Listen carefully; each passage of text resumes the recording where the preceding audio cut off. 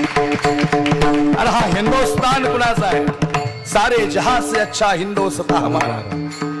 काय वर्चस्व निर्माण झालं, एकी जबान संघटन आणि खऱ्या अर्थानं नियोजनबद्धता महाराष्ट्रात. मासाहेब जिजाऊंना दिवस गेले भूमपरांड्यामध्ये. आज तेज आई साहेबांचं जबरदस्त दिसत होतं. बरोबर चाललंय, जे चाललंय ते बरोबर चाललंय, अजिबात एक्स्ट्रा नको काहीच. मासाहेब जिजाऊंचं तेज आज जबरदस्त दिसत होतं.